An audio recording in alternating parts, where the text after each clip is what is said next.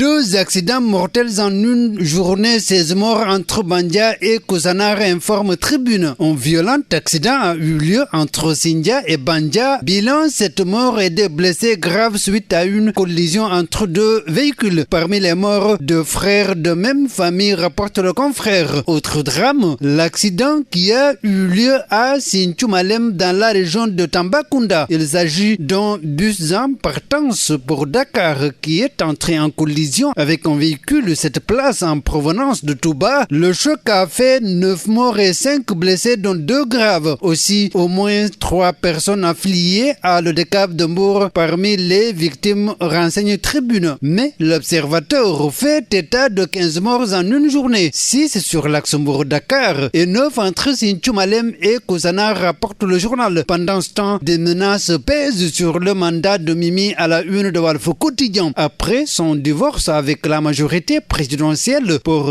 professeur Ibou Sané de l'université Cheikh Anta Diop de Dakar, interrogé par le Témoin quotidien, Aminata Touré a manqué de patience. Elle est allée trop vite en besogne et le pouvoir ne lui fera pas de cadeau, ajoute le professeur Moussa Diaw de l'université Gaston Berger de Saint-Louis. Mais pour Bakary Domingo Mané, la question du 3e mandat pourrait être une bonne stratégie pour Mimi de gagner la sympathie des Sénégalais, rapporte le Témoin quotidien, qui se demande d'ailleurs quel avenir politique pour Aminata Touré. Les éclairages de Doudou Wade dans Walf Quotidien, il signale que Mimi Touré ne peut pas perdre son mandat de député parce que la loi ne le dit pas et elle n'a pas démissionné de son parti. Ancien président de groupe parlementaire sous Wade, Doudou Wade rappelle que Moustapha Diakhaté a fait réviser les dispositions législatives relatives à l'organisation du groupe parlementaire pour en déduire que tout député qui sort de son groupe ne pourra s'inscrire dans un autre groupe, rapporte le journal du groupe Walfadjri. Donc, c'est peine perdue, conclut Dr Mbaye, juriste et chercheur au sujet du combat de Benno Bokk Yakaar pour la déchéance de Mimi Touré à la une de Source A. Et l'info s'intéresse à la mise en œuvre des mesures contre la vie chère prises par Macky Sall, à la diègue entre espoir et scepticisme. La première réussite, c'est la tenue même de cette rencontre, parce que si l'État avait pris des mesures sans rencontrer certains acteurs et échanger avec eux, la mise en œuvre allait être pratiquement impossible. L'espoir, c'est que certaines des mesures auront sans doute des impacts positifs si elles sont mises en œuvre. Par exemple, le fait de recruter 1000 jeunes, ça va créer de l'emploi. Mais pour Alla Dieng, qu'est-ce qui empêche le président de commencer par prendre du fondé au petit déjeuner et le soir prendre du tiérébas, pour donner de l'exemple en vue de la promotion du consommé local? Parce qu'indique-t-il, l'exemple doit commencer par les autres autorités du pays, rapporte l'info.